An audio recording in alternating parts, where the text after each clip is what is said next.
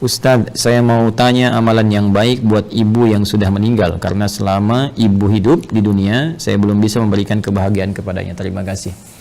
Waalaikumsalam warahmatullahi wabarakatuh. Pertama izinkan saya turut berdoa mohon pada Allah Subhanahu wa taala semoga ibunda saudaraku akun Faisal Said diberikan rahmat oleh Allah Subhanahu wa taala, dilapangkan di alam kuburnya, diberikan cahaya oleh Allah Subhanahu wa taala, diterima amal-amal saleh beliau, dijadikan alam kuburnya bagian dari taman-taman surga yang dibentangkan oleh Allah, dan semoga kita semua dikumpulkan dalam kebaikan bersama beliau dan juga bersama Rasulullah sallallahu alaihi wasallam pada waktu yang telah Allah janjikan. Selanjutnya, baik terkait dengan pertanyaan ini, saya juga berbahagia bahwa Masya Allah ada pertanyaan dari Anda seperti ini menunjukkan satu bagian yang tidak mudah didapati sebagai rasa cinta dari anak kepada orang tua. Karena tidak semua anak bisa memiliki perasaan semacam ini. Maka berbahagialah ketika tumbuh nilai-nilai itu, kecintaan kepada ibunda yang memang sangat dimuliakan dalam Al-Quran. Ya, seorang ibu Masya Allah berapa kali mendapatkan keutamaan dalam Al-Quran. Ya, seperti di Quran surah ke-31 misalnya di ayat ke-14, Quran surah ke-46 di ayat ke-15, bagaimana Allah melukiskan perjuangan seorang ibu sampai kita harus berbakti maksimal kepadanya, kan, sampai nanti puncaknya di Quran surah ke-17 ayat 23 ketika Allah menetapkan kita harus berbakti kepada Allah, setelah itu meletakkan bakti kepada kedua orang tua setelah pengabdian kita dan penghambaan kita kepada Allah Subhanahu wa taala. Dan diutamakan lagi ibu disebutkan 3 kali dalam hadis Nabi sallallahu alaihi wasallam ketika ada seorang sahabat bertanya, man abar, kepada siapa saya mesti berbuat baik?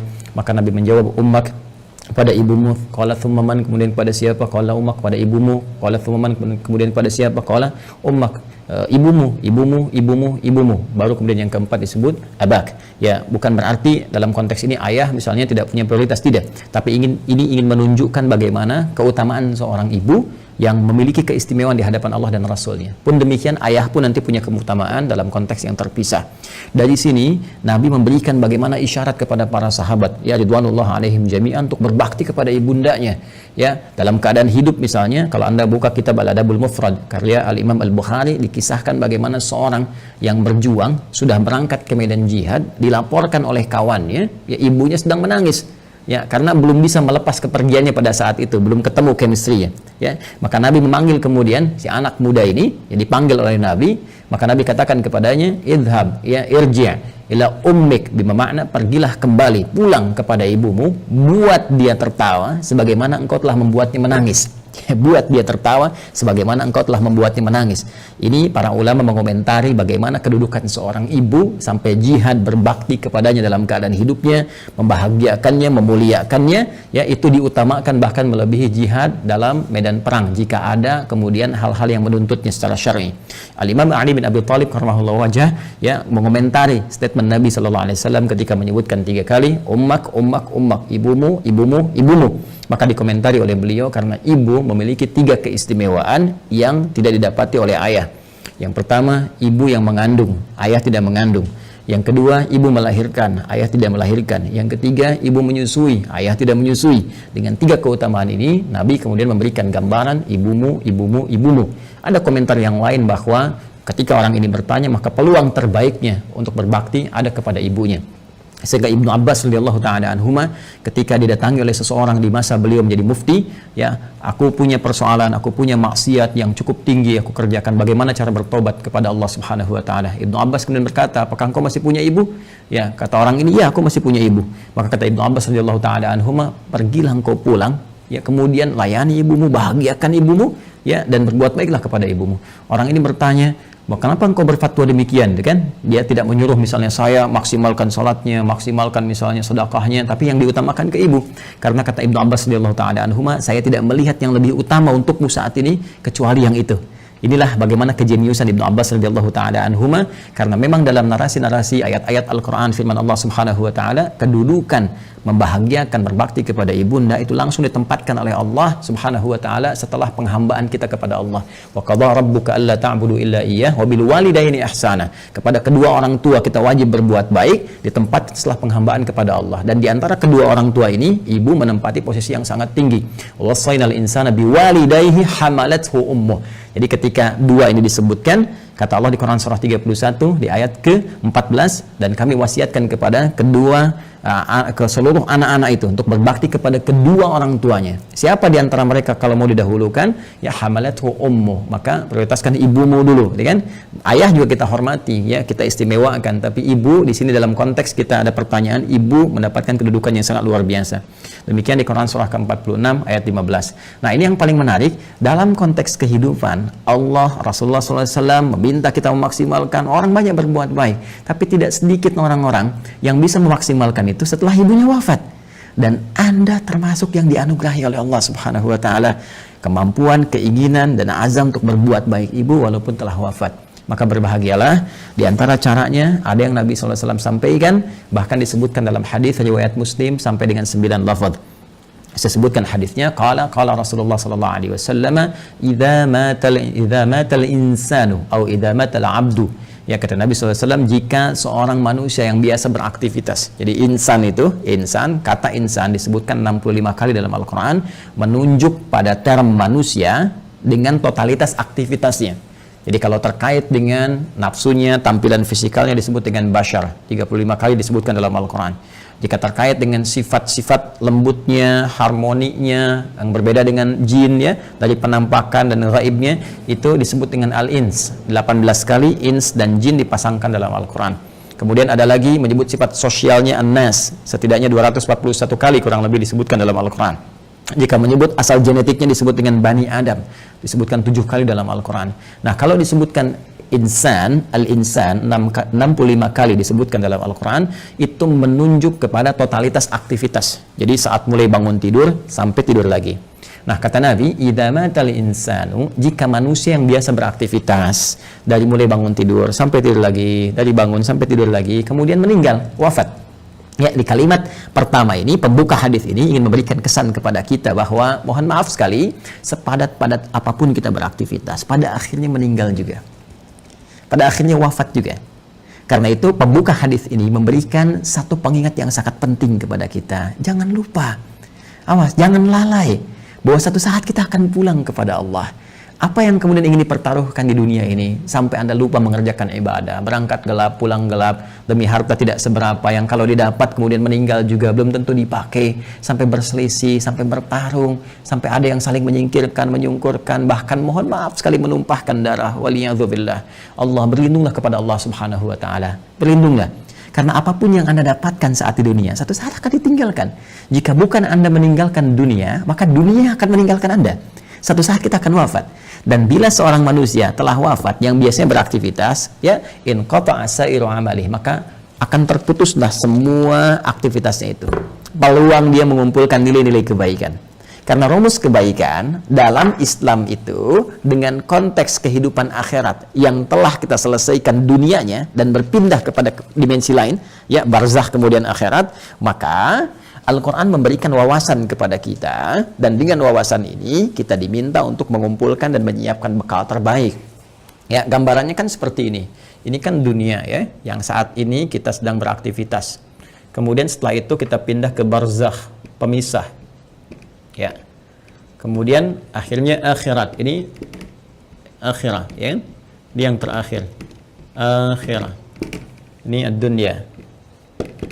Kemudian ini barzakh. Bainahuma barzakhul la yabghiyan. Demikian di surat Ar-Rahman, ya. Nah, ini kan hakikat kehidupan kita di sini. Ini tujuan akhirnya. Ya, akhir kehidupan, karena itu disebut dengan akhirat. Sekarang kita ada di sini. Ya. Tempat beraktivitas sementara. Karena ini sifatnya sementara, maka semua yang ada di sini pun di sini, ya, sifatnya sementara.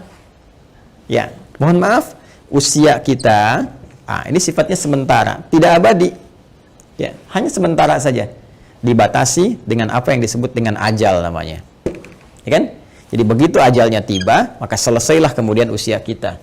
Ini batasan ini contohnya misalnya di Quran disebutkan di surah ke-7 Al-A'raf di ayat 34. Walikulli ummatin ajal, dan setiap umat itu bukan 1-2 orang, semua umat yang pernah beraktivitas di bumi mereka memiliki batas usia. Fa idza jaa ajaluhum la yastakhiruna sa'atan wa la yastaqdimun. Jika telah tiba ajalnya, maka tidak akan pernah bisa dimajukan atau dimundurkan. Pada saat itu berhenti, selesai.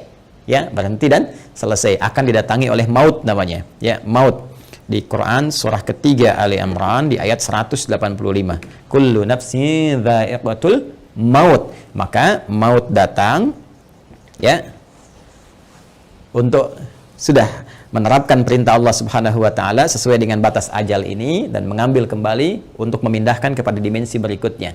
Yang bertugas membawa maut ini nanti ada bahkan satu malaikatnya khusus spesifik disebut dengan malakul maut ya di Quran surah ke-32. Di ayat yang ke-11 ya paling kanan agak ke bawah, qul yatawaffakum malakul mautil ladzi wukkila bikum, ya katakan Muhammad SAW bahwa setiap yang hidup itu akan didatangi oleh malakul maut. Jadi ada malaikat khusus ya yang ditugasi untuk membawa maut. Maka kalau ini sudah tiba maka selesai ajal.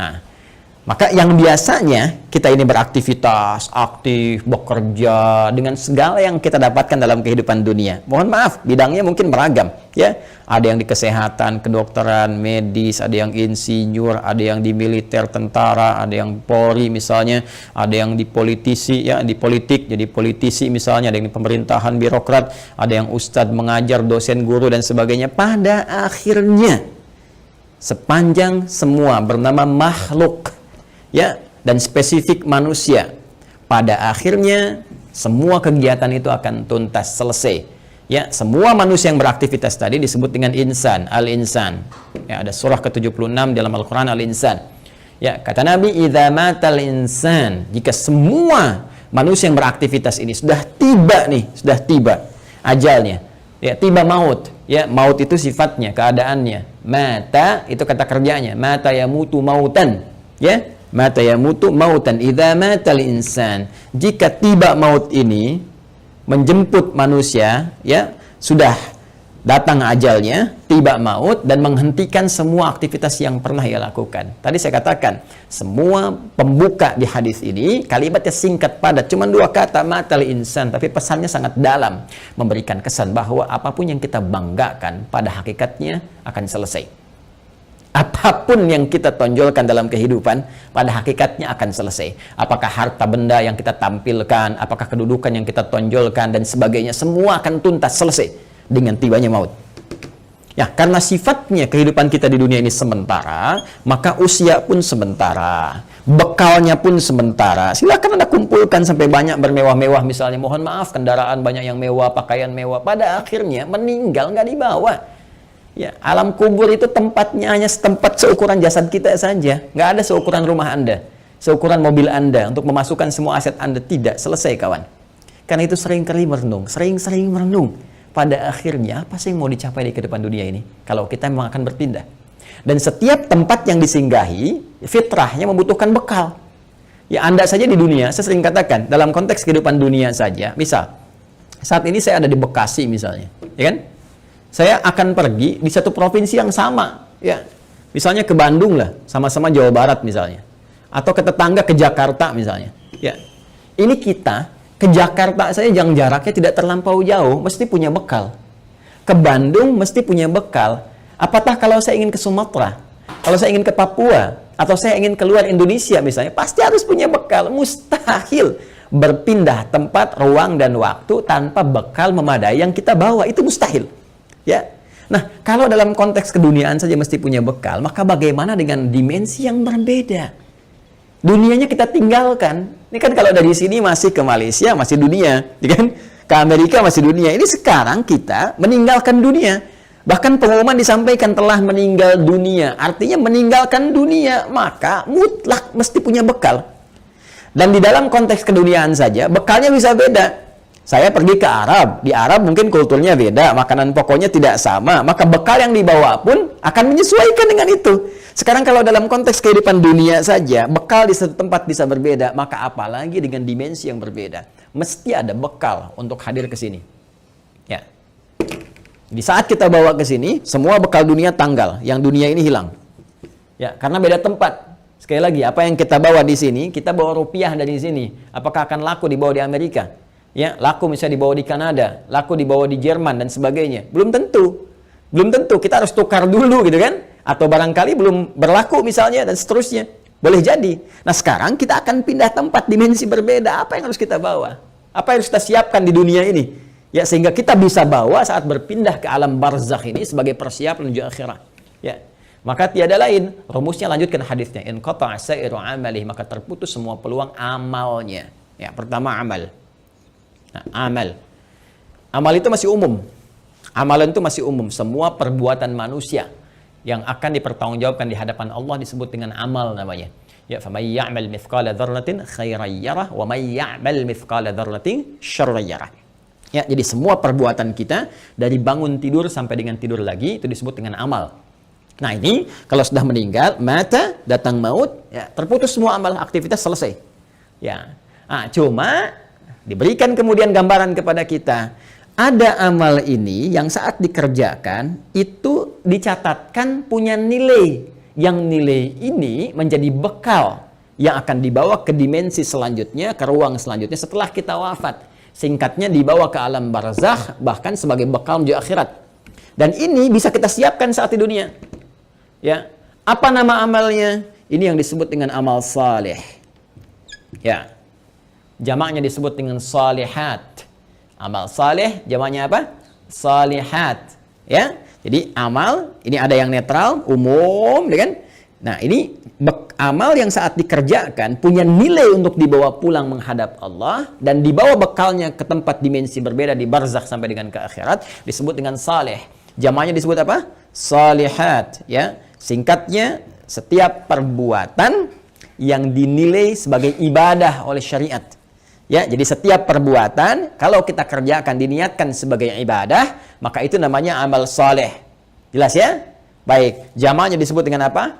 Salihat. Ya, muncul Quran surah ke-103 misalnya Allah firmankan, ya, di surat Al-Asr, wal 'asr innal insana lafi khusr illa alladzina amanu wa 'amilus shalihat. Nih, ya, wal 'asr, demi waktu, momentum, ya, yang Allah berikan kepada setiap manusia untuk beraktivitas. Nih, dikasih kesempatan dari pagi, kan, bahkan dari bangun tidur sampai tidur lagi, silakan beraktivitas.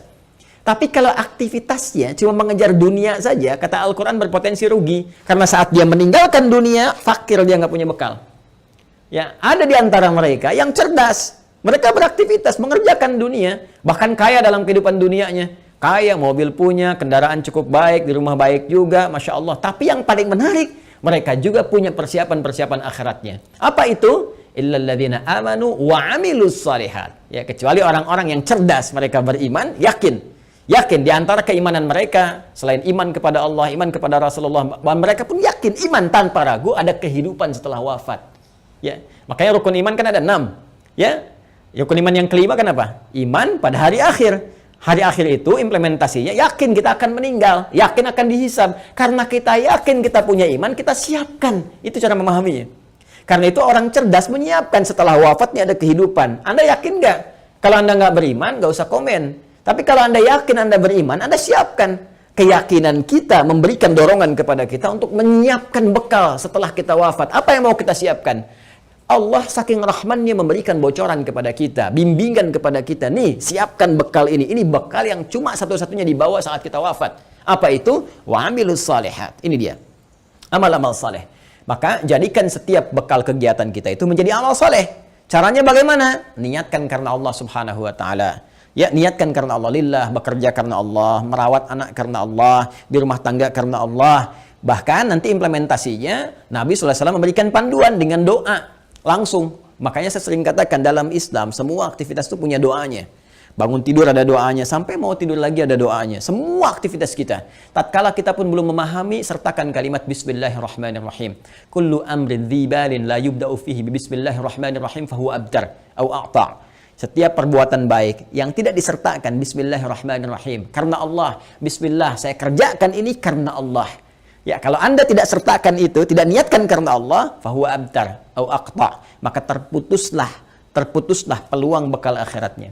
Kalau Anda kerjakan, misal saya mau nulis nih Bismillahirrahmanirrahim atau singkat Bismillah misalnya kan, saya niatkan karena Allah supaya tulisan ini punya manfaat, supaya tulisan ini punya nilai di hadapan Allah. Maka begitu saya tuliskan, misal ya, ini saya tuliskan bekal dunia amal saleh misalnya.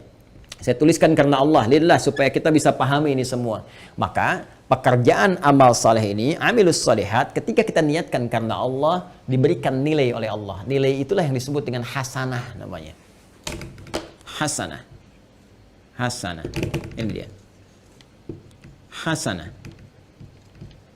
Nah, berapa nilainya? Berapa poinnya? Disampaikan dalam Quran surah ke-6 Al-An'am di ayat 160. Man jaa'a bil hasanati falahu asyru amthaliha. Siapa yang mengerjakan kebaikan, diniatkan sebagai ibadah karena Allah, menjadi amal saleh, maka dia punya poin hasanah. Setiap satu kebaikannya dicatatkan langsung 10 nilainya. Ini nilai terendahnya, 10. Ya, 10. 10 itu hitungannya bukan 1, 2, 3, 4, tidak. Dalam pandangan Allah berbeda cara menghitungnya. Di hadis Muslim, datang ke masjid saja, dia kan baru datang untuk niat ibadah dapat 25. Satu kedua 500 tahun, dua ketiga 500 tahun, demikian seterusnya. Dan ini poin yang paling kecilnya. Nanti ada kalau infak bisa berapa, gitu kan? Nanti ada kalau baca Al-Quran bisa berapa, lebih banyak, lebih banyak, lebih banyak lagi. Nah, itu yang disebut dengan hasanah. Karena itu sering kita berdoa di Quran surah kedua Al-Baqarah di ayat ke-201. Wa minhum may yaqulu rabbana atina fid dunya hasanah wa fil akhirati hasanah wa qina adzabannar. Dan di antara mereka banyak yang berdoa kepada Allah, ya Allah, mohon bimbing kami untuk mengerjakan semua kegiatan dunia punya nilai akhiratnya hasanah. Dan di akhirat bisa dilihat hasanah itu, ya Allah, sehingga mengantarkan kami pada rahmat-Mu dan memasukkan dengan rahmat itu ke dalam surga-Mu, ya, berjumpa dengan Rasulullah sallallahu alaihi wasallam. Amin, kan?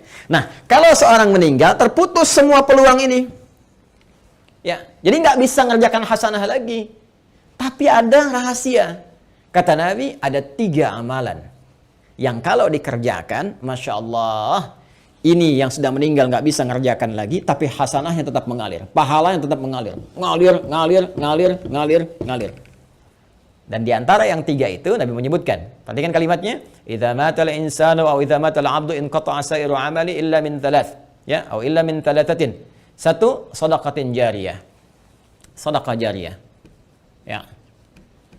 Nah, ini kalau kita gali lagi, ini lebih panjang lagi nih. Ya, mohon bersabar ya teman-teman sekalian. Ya, sedekah itu adalah setiap kebaikan yang mampu kita kerjakan. Kullu ma'rufin sedekah. Semua jenis kebaikan yang mampu kita kerjakan. Nah, sedekah dibagi pada 2 bagian. Bagian yang pertama yang tidak mengalirkan pahala abadi untuk kita. Maksudnya kalau kita wafat selesai. Yang kedua, kalaupun kita wafat, pahalanya tetap mengalir. Seperti apa yang dimaksudkan 2 keterangan ini dan bagaimana saudara kita, ya, Faisal, semoga Allah rahmati beliau dan ibundanya serta keluarga besarnya bisa memaksimalkan ini untuk memberikan yang terbaik pada ibundanya. Nanti kita lihat setelah menunaikan sholat Isya berjamaah. Mohon izin kembali kita lanjutkan bahasan kita, bahwa pertama dari akun Faisal Said tadi menanyakan sebelum Isya, beliau berkenan menginginkan adanya satu amalan yang bisa dipersembahkan untuk ibundanya yang telah wafat dan ingin membahagiakan beliau dalam keadaan saat ini. Bagaimana, apakah ada bimbingan dalam Al-Quran ataupun hadis-hadis Nabi SAW? Tadi telah kita buka, telah kita sampaikan dengan begitu mendetil bahwa Al-Quran memberikan peluang terbaik bagi seorang anak ataupun anak-anak yang ingin berbakti kepada kedua orang tua, khususnya ibundanya tercinta. Baik itu saat masih ada bersama beliau ataupun juga telah meninggalkan bagian dari keluarganya. Di antara amalan-amalan itu, Nabi SAW memberikan gambaran kepada kita dalam salah satu sabdanya, dan bahkan disebutkan tadi saya katakan hampir 9 lafaz dalam Imam Muslim. Ya, Nabi SAW menyampaikan, qala Rasulullah SAW, idza matal insanu, jika manusia yang telah beraktivitas itu dari mulai bangun tidur sampai dengan tidur lagi, kedatangan maut, ya, tiba kemudian ajalnya, in qata'a sa'iru amalih, maka dengan wafatnya itu, dengan datangnya maut itu, terputuslah kemudian seluruh peluang aktivitas-aktivitas yang telah ia kerjakan, yang sebelumnya telah ia tenun. Sudah tidak ada lagi kesempatan. Maka karena tidak ada kesempatan beraktivitas lagi, di antara peluang untuk mencari bekal untuk pindah ke alam barzakh sebagai persiapan menuju akhirat pun terputus sudah. Ya, karena amal itu telah kita tadi uraikan dibagi pada 2 bagian. Ya, ada yang tadi objektif umumnya, kemudian dibagi 2, ada yang disebut dengan amal saleh, yaitu amal-amal kebaikan yang dinilai sebagai ibadah jika dilakukan karena Allah Subhanahu wa taala. Dan dia punya poin yang disebut dengan hasanah itu. Bila ada satu perbuatan menjadi hasanah, maka dia punya 10 poinnya. Ya, Quran surah ke-6 Al-An'am ayat 160 seperti telah kami tuliskan sebelumnya, man jaa'a bil hasanati falahu asyru amsalihha. Ya, maka siapapun yang mampu menenun kebaikan menjadi hasanah, punya nilai ibadah, maka dia punya poin 10. Ya, 10 tadi kami sampaikan saat sebelum Isya, bahwa jangan dihitung 1, 2, 3, 4, 5 karena Allah punya hitungan tersendiri yang nilainya jauh dari apa yang kita gambarkan. Nah, teman-teman sekalian, itu batas minimal ya. Ya, apalagi nanti kalau kita kemudian tenun dengan amal-amal lain yang punya nilai yang lebih banyak lagi, seperti infak, bacaan Al-Qur'an dan sebagainya. Ada lagi amal yang kedua nanti amal sayyi, ya, jamaknya sayyiat, sayyiat. Nah, ini amal-amal yang didesain bersumber dari nafsu atas bisikan-bisikan setan. Ya, paradoks dengan amal soleh tadi. Makanya sering saya katakan ada amal soleh, ada amal salah. Yang baiknya amal saleh, yang jeleknya amal salah. Amal salah ini sepanjang kita hidup mesti kita koreksi, kita benarkan, ya, lewat jalur yang disebut dengan taubat. Ya, supaya dengan jalur taubat ini dihapus nanti yang jelek-jeleknya sebelum kita wafat, ya dihapuskan catatannya, diperbaiki kemudian oleh amal-amal kita atas petunjuk dan izin Allah Subhanahu wa taala. Kita tutup itu dan isi dengan hal-hal yang baik sehingga di ujungnya, di ujung kematian kita menjadi baik. Itu yang disebut dengan husnul khatimah. Khatimah itu penutup, husnul itu baik, ya, penutup yang terbaik. Maka ketika kita sudah tutup dengan taubat, berkenan Allah menghapuskan amal-amal jelek ini sehingga yang terbawa yang baik-baiknya saja saat menghadap kepada Allah Subhanahu wa taala. Kalau ini tidak terjadi, nanti di hadis Muslim riwayat sahabat Abu Hurairah radhiyallahu taala anhu akan disebutkan oleh Nabi sallallahu alaihi wasallam, maka setiap amal yang soleh akan menutup yang salahnya. Ya, misal nanti yang ini salat, yang ini misalnya senang bikin hoax, maka yang salatnya akan menutup perbuatan hoaxnya. Yang ini misalnya puasa, yang ini senang berselisih, maka yang puasa akan menutup selisihnya. Demikian seterusnya sampai ditimbang nanti. Bahkan ada orang yang bangkrut disebut dengan muflis, ya, disebut dengan muflis. Jadi begitu habis amal salehnya, masih ada amal salahnya, maka bangkrut dia karena nggak punya lagi penutup. Ya, habis modalnya ini, tersisa keburukannya, maka diambillah kejelekan orang-orang dizalimi, ditimpakan kepadanya, dilemparkan ke neraka. Itu yang disebut dengan muflis. Waliyadzubillah, kita berlindung kepada Allah Subhanahu wa taala dari perbuatan tadi. Nah, sekarang ada orang yang telah wafat, nggak bisa mengerjakan amalan lagi, tapi apakah dia berpeluang masih mendapatkan balasan-balasan pahala, ya, transfer pahala kebaikan? Karena kalau sudah di alam barzah, kita nggak bisa kirim makanan, kita nggak bisa misalnya kirim perhiasan, kita nggak bisa kirim kebutuhan dunia, karena dimensinya beda, ruangnya sudah lain, alamnya sudah berbeda. Yang harus kita kirimkan kepada mereka adalah bekal real yang mereka butuhkan. Nah, kata Nabi, ada 3 peluang yang mungkin didapatkan oleh mereka yang telah wafat, ya, walaupun mereka telah meninggal dunia dan tidak beramal lagi. Yang pertama tadi telah kita singgung, sedekah jariyah. Ya, sedekatin jariyah, yaitu amal-amal kebaikan yang pahalanya tetap mengalir. Ya, saya ulang, amal-amal kebaikan yang pahalanya tetap mengalir. Jadi, pertama, teman-teman, sedekah ini adalah gambaran dari semua perbuatan-perbuatan baik. Ya, dalam fikih disebut dengan kullu ma'rufin sedekah. Semua perbuatan baik yang mampu dikerjakan itu disebut dengan sedekah. Karena itu zakat dalam Al-Qur'an disebut juga dengan sedekah. Ya, khudz min amwalihim sedekah. Ambil dari zakat yang telah masuk, ya, nisabnya, haulnya, ambil itu, ya, sebagai bagian dari perbuatan baik. Sedekah yang membuktikan kebenaran iman. Jadi sedekah itu bisa diartikan pembuktian kebenaran, sesuatu yang baik, sesuatu yang jujur, dan nilai-nilai kemuliaan. Itu diantara makna sedekah. Karena itu kenapa perbuatan baik disebut dengan sedekah? Ini pertama pembuktian dari keimanannya. Jadi iman itu implementasinya kebaikan-kebaikan. Untuk membuktikan kita beriman, maka diminta oleh Allah kepada kita semua membuktikan lewat amalan baik. Karena itu lisan diminta berkata baik, tangan bekerja baik, kaki melangkah pada yang baik. Itu pembuktian iman. Karena itu orang beriman mustahil berbuat yang tidak baik. Karena itu kata Nabi, la yasrikul mu'min, indama yasrik fahuwa mu'min. Mustahil orang beriman itu korupsi, orang beriman itu mencuri. Ketika mencuri ada iman dalam dirinya. Maksudnya Nabi mempertanyakan, imannya kemana sampai bisa mencuri? Imannya kemana sampai bisa berbuat maksiat, kan? Jadi iman itu akan mendorong kita berbuat baik. Karena itu semua perbuatan baik disebut dengan apa? Sedekah. Nah, perbuatan baik yang disebut dengan sedekah ini dibagi 2 bagian. Ya, dibagi 2 bagian. Ada yang disebut dengan sedekah tsabitah. Ya, saya hapus dulu ini. Sedekah tsabitah. Dia sedekatun, sedekah. Ada yang disebut dengan tsabitah.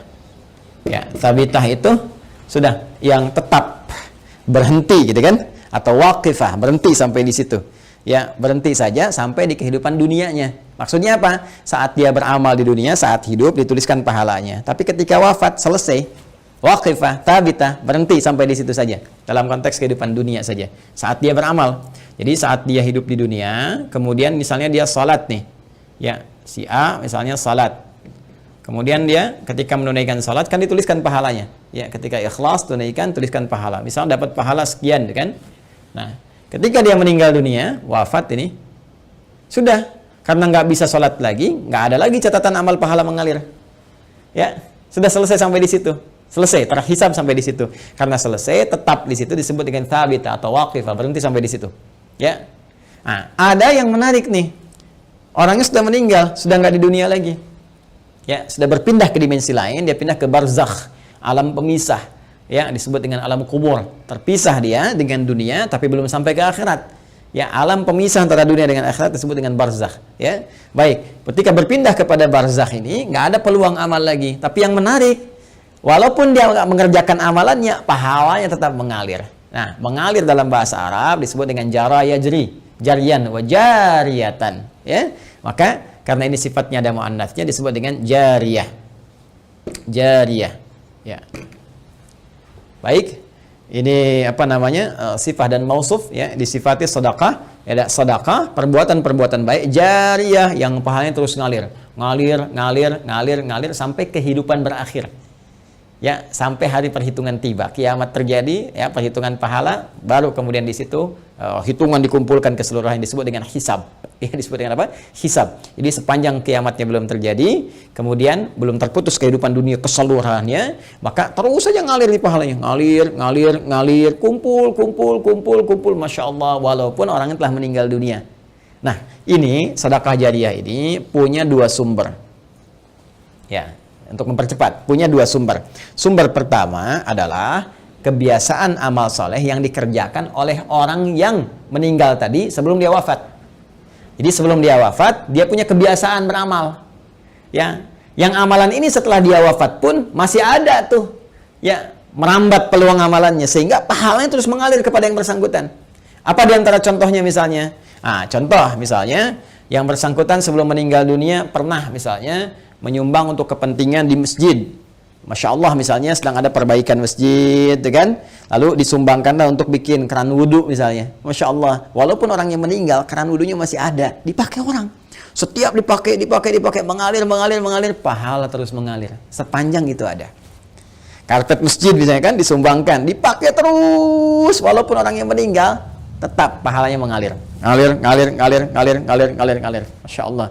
Pesantren, pembangunan, tadi ada beberapa informasi yang saya sampaikan terkait update, nanti di akhir saya tegaskan kembali, ya. Masya Allah misalnya bikin pesantren untuk ahli Al-Quran, bahkan misalnya ada mushafnya, ya, kan kita buka juga tuh wakaf untuk mushafnya, untuk perangkat hafalan, itu Masya Allah setiap yang menghafal dapat pahalanya. Makanya saya sering katakan kalau beramal kita mesti cerdas, dengan modal sekecil-kecilnya dapat keuntungan sebanyak-banyaknya. Ya, contoh misalnya kita punya uang 50.000 nih. Kita bisa punya banyak pilihan untuk beramal saleh. Tapi kalau kita bisa gunakan 50.000 misalnya untuk sedekah jariyah. Saya punya pos uang misalnya 50.000 nih. Saya pengen jadi pahala di hadapan Allah. Mana yang akan saya gunakan? Maka Anda bisa melihat dengan bijak. Anda mau pilih mana yang thabit, waqifah, berhenti sampai di situ. Misal Anda berikan makanan, kasih misalnya orang butuh untuk makan supaya energi dia ada. Dia makan tuh. Dari energi itu dia pakai untuk sholat misalnya. Ya, dia akan gunakan untuk sholat seketika ketika energinya selesai pahala Anda. Kan? Anda gunakan beli mushaf, misal dapat 2, Anda berikan ke penghafal Quran. Masya Allah, penghafal Quran menghafal Quran menggunakan mushaf Anda. Demi Allah saya katakan, penghafal Quran itu nggak ada yang baca sekali. Ya, alif lam mim, dzalikal kitabu, bukan menghafal. La raiba fi, dzalikal kitabu la raiba fi, hudal lil muttaqin, dzalikal kitabu la raiba fi, hudal lil muttaqin. Saya mau tanya pada Anda, berapa kali dia mengulang? Berapa kali dia mengulang-ulang? Dan yang paling dahsyatnya, bukankah bacaan Al-Quran itu dinilai berdasarkan hurufnya, bukan ayatnya, bukan jumlah ayatnya tapi jumlah hurufnya. Man qara'a harfan min kitabillahi falahu 10 hasanat. Siapa yang membaca satu huruf saja dari kitab Allah, dia mendapatkan setiap hurufnya 10 kebaikan. Dan berapa banyak pengulangan disebutkan oleh penghafal Al-Quran. Jadi dengan modal 50.000 itu berapa banyak pahala dapatkan. Nah, kadar Allah, si A ini misalnya dapat 2 orang nih, si A dengan si B sudah hafal dia dua-duanya. Dipakai jadi imam, Masya Allah, ngajarkan lagi, ini merambat lagi. Mushafnya masih ada, diwariskan lagi pada orang lain. Allahu Akbar, lahir dari sini misalnya 10 santri, sini 10 santri, ini punya murid lagi, modal cuma 50.000, berapa yang didapatkan? Maka dari itu cerdas-cerdas saat hidup mencari apa yang kira-kira bisa mendapatkan jariah di sini.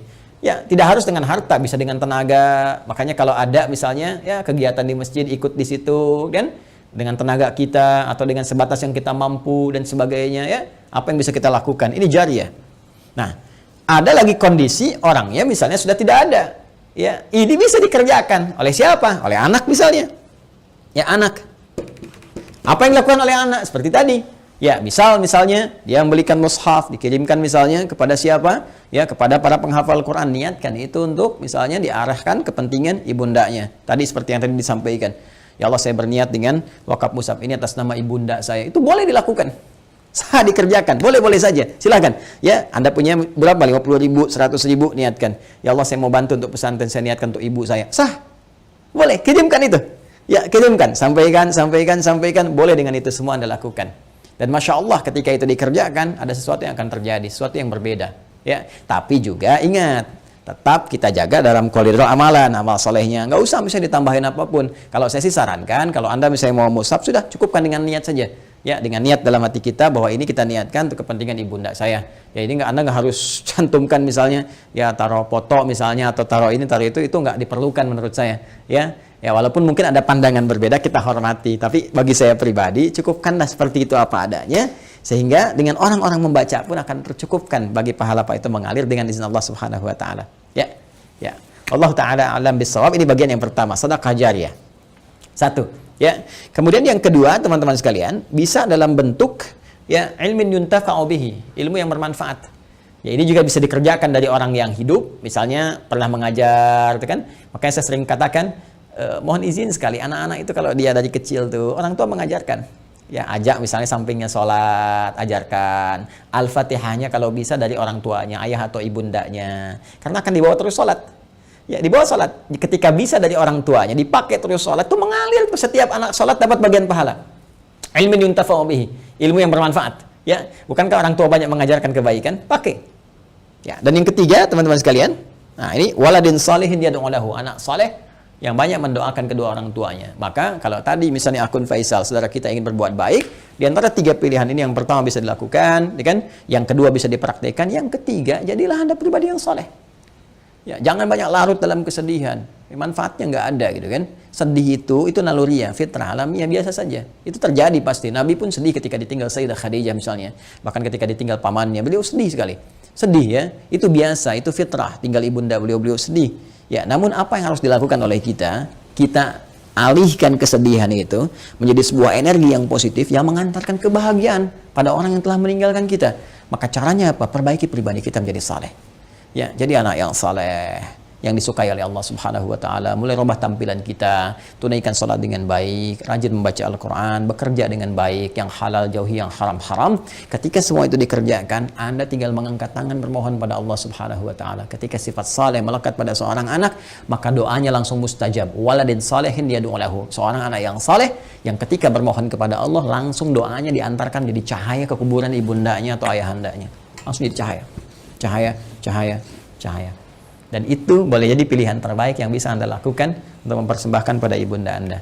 Ya, kalau perbedaan pandangan dari para ulama itu biasa-biasa saja. Ya, A memandang, B memandang, tidak ada masalah. Tapi ijtihad satu tidak bisa membatalkan ijtihad yang lainnya karena peluang ini terbuka. Ya, jadi kalau ada tadi yang membatasi misalnya sepanjang dia masih hidup, tapi juga ada yang kemudian membatasi, yang menafsirkan tidak boleh dari orang yang hidup pun memberikan kebaikan-kebaikan karena perkara umum. Sepanjang tidak ada takhsisnya, tidak ada kekhususan, maka maknanya tetap umum. Jelas ya? Wallahu ta'ala alam.